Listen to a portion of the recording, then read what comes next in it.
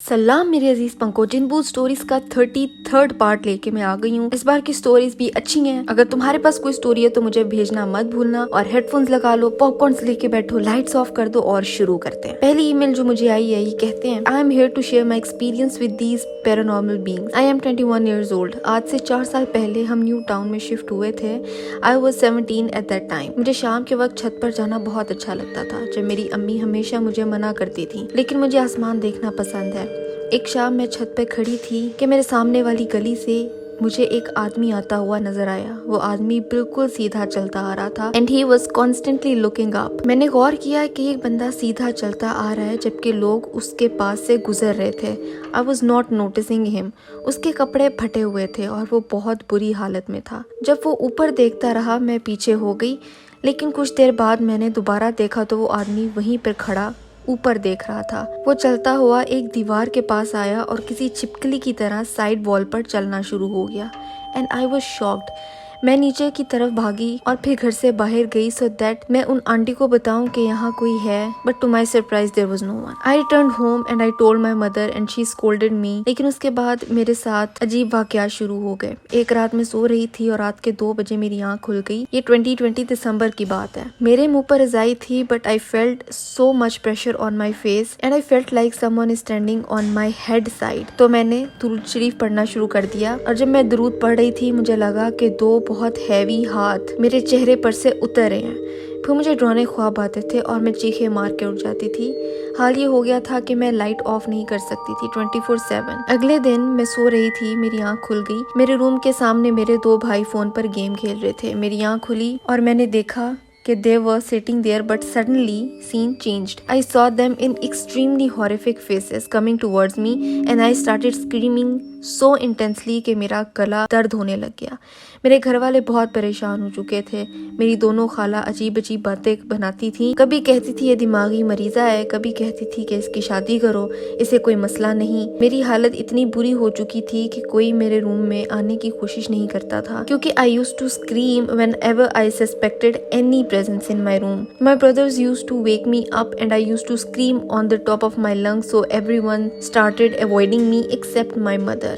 फिर नाना की डेथ हो गई और मामलात और वर्स्ट हो गए। मुझे अपने रूम में अननोन सी प्रेजेंस महसूस होने लगी थी। एक रात मैं सो रही थी। आई सॉ माई मदर जो मेरा गला दबा रही थी और हंस रही थी and I started screaming and saying अम्मी मुझे छोड़ दें, but she kept on laughing and strangling me. जबकि इन रियलिटी मेरी अम्मी मुझे जगा रही थी क्योंकि मैं चीखें मार रही थी और चोक हो रही थी और रो रही थी। फिर अगली रात मुझे मेरी अम्मी फिर से नजर आई कफन में, जबकि वो हंस रही थी and I woke up in anxiety and fear. फिर मेरा छोटा भाई जो कि 10 साल का है, वो रात को दोस्तों के साथ खेल रहा था। उसने बाबा को मस्जिद में जाके कहा कि बाबा मामा घर बुला रही हैं। अब्बू घर आए, अम्मी से पूछा तो अम्मी ने कहा कि मैंने तो नहीं बुलाया आपको। जब अब्दुल्ला घर आया तो अब्बू ने उससे पूछा तो अब्दुल्ला ने बताया कि जो न्यू प्लाजा की बेसमेंट है, अम्मी वहाँ बैठी हुई थी और मुझे नीचे बुला रही थी, लेकिन मैं नहीं गया क्योंकि मैं खेल रहा था। लेकिन फिर अम्मी ने कहा कि अपने अब्बू को भेजो, तो मैंने अब्बू को बता दिया। फिर मेरा एक भाई है जिसकी उम्र 19 साल है। उसे एक रात छत पर 4-5 छोटे छोटे बच्चे नजर आए रात के 3 बजे। He was so much frightened after that. मेरे बाबा इस घर में 2-3 दफा इतने बुरे तरीके से डरे कि उनकी चीखें पूरी गली ने सुनी। एक दिन अचानक मेरी खाला की बेटी का पर्स अलमारी से गिर गया। वो रहनी आई थी और पर्स यहीं भूल गई थी। मैं उठाने लगी तो उसमें से कुछ पर्चियां गिर गईं। मैंने खोला तो वो तावीज थे, बर्बादी और पागल करने वाले। मेरी अम्मी ने वो तावीज जला दिए। लेकिन कुछ दिन बाद मेरी खाला और उनकी बेटी ने मेरी अम्मी से बहुत बुरी लड़ाई की। वो कहने लगी कि हमें तलाक हुई है, हमें सुकून तब आएगा जब तुम्हारी बेटी बर्बाद होगी। हमसे बर्दाश्त नहीं होता, इसके भाई इसके साथ प्यार करते हैं, ये पढ़ी लिखी है और हर वो चीज़ है इसके पास जो हमारे पास नहीं है। उस दिन मेरी अम्मी ने उनसे कम्प्लीटली कट ऑफ कर दिया। उन्होंने ना सिर्फ मुझ पर जादू करवाया बल्कि मेरा फ़ोन नंबर और डिटेल्स लीक कर दी। नवंबर 2021 में मेरी अम्मी ने अपनी बहन से सारे ताल्लुक़ ख़त्म कर दिए क्योंकि वो और उनकी बेटियां मुझे तबाह करना चाहती थीं। ये मेरे घर आके मेरे कपड़े, मेरी हर तरह की चीज़ें यूज़ करती थीं and I never mind because I used to think of them as my sisters. मेरी कोई बहन नहीं है, मैं उन्हें अपनी बहनें माना करती थी। लेकिन इस इंसिडेंट के बाद बाद I am still traumatised, I don't trust anyone.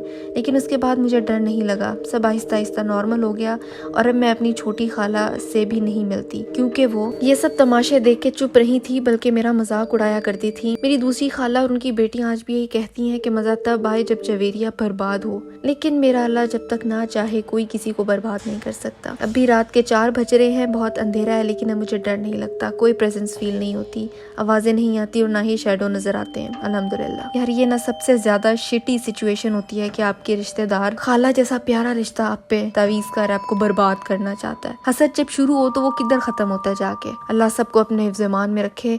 अगली स्टोरी की तरफ चलते हैं। कहती हैं, मेरा नाम हफ्सा है, मैं कराची से हूँ। मेरी स्टडीज की वजह से हम लोग रिसेंटली 2015 में सऊदीया से कराची शिफ्ट हुए। हमारे घर में हम 4 लोग हैं, मेरी छोटी बहन, छोटा भाई और अम्मी और अब्बू सऊदीया में ही होते हैं। छोटा भाई और अम्मी एक रूम में साथ सोते थे और मेरी बहन और मैं एक रूम में। मेरा रिसेंटली मेडिकल कॉलेज में एडमिशन हुआ था। उसी टाइम पीरियड में मेरा यंग कज़न 22 साल का हैदराबाद से कराची इलाज के लिए आया था। उसे ब्लड कैंसर था। With in a month unfortunately उसकी डेथ हो गई और ये मैंने पहली मर्तबा जिंदगी में किसी अपने की मैयत देखी थी। उसकी डेथ के 6 महीने तक मैं सिवियर डिप्रेशन में रही। वजह ये थी वो हर दूसरे दिन मेरे ख्वाब में आता था, जिसकी वजह से मैं बहुत डिस्टर्ब रहती थी। और जब से हम अपने घर में शिफ्ट हुए उस वक्त से मुझे अपने रूम में काफ़ी स्ट्रेंज सा लगता था, अजीब सी फीलिंग आती थी। बट उसकी डेथ के बाद मैं जब भी उस रूम में अकेली सोती थी मुझे स्लीप पैरालिसिस होता था, चाहे कितनी दुआएं पढ़ लूं, और रोज़ाना अजीब खौफनाक ख्वाब नज़र आते थे। और जब भी मैं लाइट ऑफ करके सोती थी तो ऐसा लगता था कि कभी किसी ने मेरा पैर उठा के ज़ोर से फेंका है या कभी कोई मेरा हाथ खींच रहा है। मैं इन सब चीज़ों की वजह से रात को सोना मुश्किल हो जाता था। फिर यूनिवर्सिटी का पढ़ने बैठ जाती थी। मॉर्निंग में क्लासेस बहुत मुश्किल से ली जाती थी। एक दिन मैंने ये सब कुछ अपनी अम्मी को बताया कि मेरे साथ ऐसा होता है। मेरी अम्मी बस ये बोलती थी कि तुम में ईमान की कमज़ोरी है, और मुझे ये समझ नहीं आता था। मैं नमाज भी पढ़ती थी, कुरान पाबंदी से पढ़ती हूँ, हम लोग किसी शिर्क बिदत में इन्वॉल्व नहीं है, और मेरी एज काफ़ी कम थी, 19 साल। मुझे समझ नहीं आता था ईमान कैसे मजबूत करूं। कोई चीज़ रोज़ मेरे ख्वाब में आकर मुझे डराती है, मुझे अपनी शक्ल दिखाने की कोशिश करती है। एक दिन अम्मी संडे की सुबह अकेली उठी हुई थी और मैं अम्मी के रूम में सोई हुई थी। अम्मी लाउंज में बैठ के चाय पी रही थी कि अचानक अम्मी ने देखा कि मैं किचन की गली से आई और अपने रूम में चली गई। जब अम्मी ने उसे आवाज़ दी, हफ्सा वहाँ क्या कर रही हो? जब दोबारा आवाज़ दी, फिर जो मेरी शक्ल में वहाँ थी उसने पीछे मुड़ के स्माइल दी। फिर अम्मी उसके पीछे रूम में गई तो वो चीज़ गायब हो गई। फिर अम्मी अपने रूम में आई जहाँ मैं सो रही थी। अम्मी समझ गई कि कोई दूसरी चीज़ थी। अम्मी ने मेरे रूम में खड़े होकर बुलंद आवाज़ में बोला कि तुम जो कोई भी हो, तुम भी रहो, हमें भी सुकून से रहने दो, और अल्लाह ने हदूद तुम्हारी मुकर्रर की हैं, उन्हें पार मत करो। फिर अम्मी ने मेरी बातें सीरियस ली। उसी टाइम हम वीज़ा रिन्यूअल के लिए सऊदीया आ गए। वहाँ 1 मंथ रहे और इस दौरान मुझे 1 महीने में एक दफ़ा भी कोई दबाव या कोई बुरा ख्वाब नहीं आया, अल्हम्दुलिल्लाह। अगेन हम वापस आए कराची। दोबारा वो चीज़ें स्टार्ट हो गई। एक दिन मुझे इतना खौफनाक ख्वाब दिखा कि जब आँख खुली तो वो चीज़ें सामने थी। मैं चीखें मार मार के अम्मी के रूम में गई। फिर मेरे फ़ोन में रात के 3 बजे एक कॉल आई रैंडमली, और वो नंबर बार बार कॉल कर रहा था, जिस वजह से मुझे कॉल उठानी पड़ी। दूसरी तरफ से अजीब आवाज़ आने लगी जिससे मैं और ज़्यादा डर गई और बुरी तरीके से रोने लग गई। अम्मी ने पूछा कि क्या हुआ है तुम्हें? मैंने उन्हें बता दिया। मैं बस बता ही रही थी, मेरी बहन जिसको मैं अपने रूम में अकेला छोड़ के आई थी वो भागती हुई अम्मी के रूम में आई और वो सब बताया जो मेरे साथ हुआ था रूम में। उसके कुछ दिन बाद रमज़ान आ गए। मेरे साथ रमज़ानों में स्लीप पैरालिसिस बहुत ज़्यादा हो गया। मैं बस फिर मुसल्ला बिछाकर अल्लाह के सामने बहुत रोई कि हमारा अल्लाह ताला तेरे सिवा कोई नहीं है, तू हर चीज़ पर कादिर है, मुझे नहीं पता ये क्या हो रहा है, बस मुझे इस सब से बचा ले, मेरी बस हो गई है। उसके नेक्स्ट डे मुझे स्लीप पैरालिसिस हुआ और कोई मेरे कमरे में मंतर सा पढ़ने लगा। मैं उसी हालत में आयतुल कुर्सी पढ़ने लगी और अल्लाह ताला से दुआ करने लगी, या अल्लाह वो फरिश्ता कहाँ है, वो कुछ क्यों नहीं कर रहा जो मेरी हिफाजत के लिए खड़ा किया आपने। फिर कोई चीज़ मेरी अम्मी की शक्ल में आई और उस चीज़ को लाठी मारती वो जो भी चीज़ थी कुत्ते जैसी आवाज़ें निकाल रही थी, और वो चीज़ जो अम्मी की शक्ल में थी वो बोली कि अब क्या तुम इसको तंग करोगे, इसके पास आओगे। वो चीज़ जो मेरी अम्मी की शक्ल में थी उस चीज़ को बुरी तरह से मार रही थी। सना उस दिन का दिन है और आज का दिन है। अल्हम्दुलिल्लाह इन बातों को 6 साल हो गए हैं, मुझे दोबारा कभी कुछ नहीं हुआ। ये अल्लाह की तरफ से आजमाइश होती है, बस मदद सिर्फ अल्लाह से मांगनी है, ना कि मौलवी मुलाना से। ना पीरों फकीरों से, क्योंकि पाकिस्तान में मौजूद 90% मौलवी 2 नंबर है। वाह यार, ये बहुत इंटरेस्टिंग स्टोरी थी कि जिस ना सोते हुए तुमने अल्लाह से कहा कि अल्लाह वो फरिश्ता कहाँ है जो मेरी हिफाजत के लिए है, और फिर अल्लाह ने तुम्हारी मदद भी की और अब तुम बिल्कुल ठीक हो। I am really happy for you. और ये बात बिल्कुल ठीक है कि अल्लाह के अलावा किसी से उम्मीद रखने की जरूरत नहीं है। इस दुनिया में मुझे लगता है सारे 2 नंबर हो गए, कोई भी ऐसा नहीं है जिस पे भरोसा किया जा सके। अगली स्टोरी की तरफ चलते हैं। कहते हैं कि मैं हूँ अहमद, मैं लाहौर से हूँ। ये बात 2018 की है। तब हम चाचू के साथ एक ही घर में रहते थे, हम ऊपर और चाचू नीचे। हमारे टीवी लाउंज में मेरी अम्मी के जहेज की अलमारी पड़ी थी, बर्तनों वाली शोकेस। उसके नीचे 1-2 कैबिन थे। एक दिन अम्मी को वहाँ से स्मेल आई। हमने बहुत ढूंढा मगर कुछ भी नहीं मिला। लेकिन कुछ दिनों बाद वहीं से अम्मी का एक दुपट्टा जो कि वाइट कलर का था मिला, जिसमें सुराख थे जैसे जला हुआ हो और खून भी लगा हुआ था। चारों कोनों में कोई कागज बंधे हुए थे, शायद वो तावीज थे। हमने उन्हें नहीं खोला। बाबा ने वो दुपट्टा शाह साहब को दिखाया। उन्होंने बताया कि आप पर कोई अमल करवा रहा है। हमने उनकी बात को इग्नोर कर दिया और कहा कि हम पे किसने अमल करवाना है। कुछ दिन गुजरे तो कपड़ों वाली अलमारी से हमें कटे हुए कपड़े मिले, जैसे किसी ने सीजर से काटे हुए हों। हम 6 लोग हैं टोटल फैमिली में, मेरी एक बहन, एक भाई, मैं और मामा पापा। एक मेड भी थी जो 24 घंटे हमारे ही पास होती थी।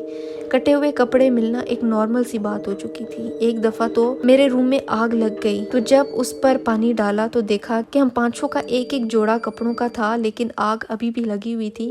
तो मैंने पानी डाल के बुझा दी, लेकिन देखते ही देखते कपड़े राख में तब्दील हो गए। एक रात अम्मी सोई हुई थी कि उनकी सारी बॉडी पर कट्स लग गए, जैसे किसी ने कोई हार्ड चीज से खुरेदा हो। अम्मी ने अब्बू को जगाया। उन्होंने देखा कि निशान बढ़ते जा रहे हैं, तो उन्होंने कुछ आयतें जो कि शाह साहब ने बताई थी पढ़ने लगे, तो निशान बनना बंद हो गए। लेकिन अम्मी को ऐसा लग रहा था कि उन्हें कोई पाइप के साथ मार रहा है।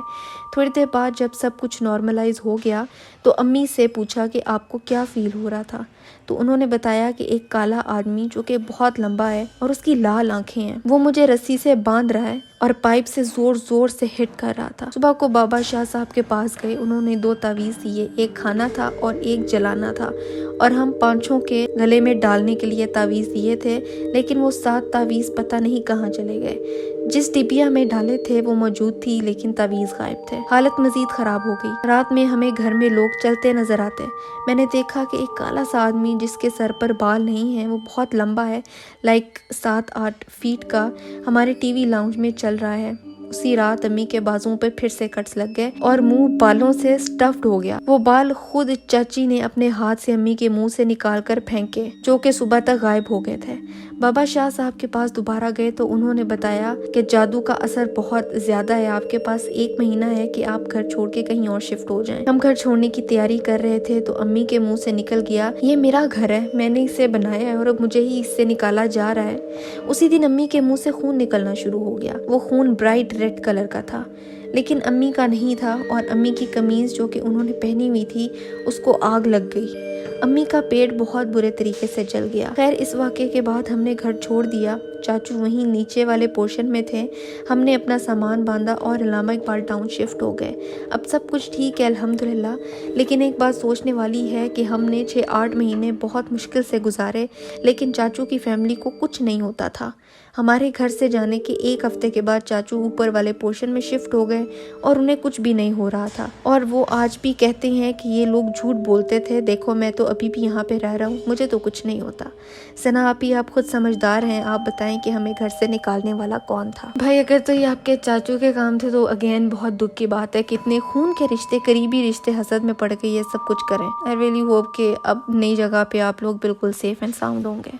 हम अगली और आखिरी स्टोरी की तरफ चलते हैं। कहते हैं, my name is Zariba and the story I have shared is the story of my दादी and her cousin which occurred in her childhood. यह हादसा मेरी दादी के गांव में पेश आया था, which is located in Punjab.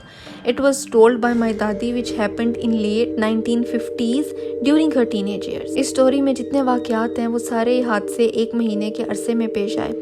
Mid जून का महीना था जब दादी के कालू का एक्सीडेंट में इंतकाल हो गया, लीविंग हिज 2 daughters orphaned। मेरी परदादी ने अपने बेटे की शादी बड़ी बेटी से कर दी, साथ में ही छोटी बेटी रानी को पाल पोस के बड़ा करने की रिस्पॉन्सिबिलिटी भी ले ली।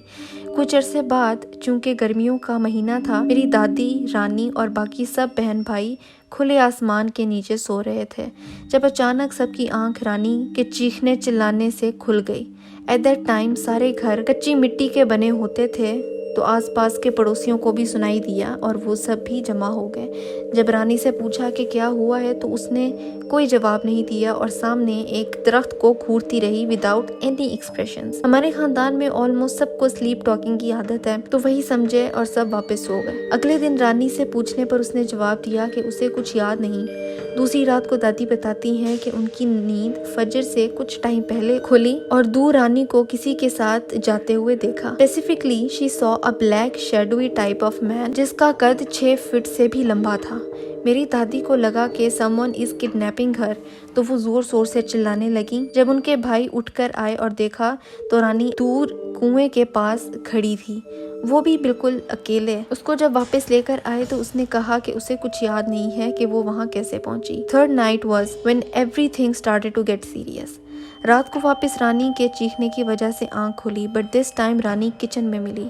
कांच के बर्तन टूटे हुए थे और खुद को मारती हुई। उसका पूरा जिस्म निशानों से भरा हुआ था और जब मेरे परदादा ने उसे रोकने की कोशिश की तो उसने भारी आवाज़ में उन्हें गालियां देनी शुरू कर दी। सिंस दादीज family was not very literate, उन्होंने फौरन से सारा इल्ज़ाम जिन भूतों पे लगा दिया।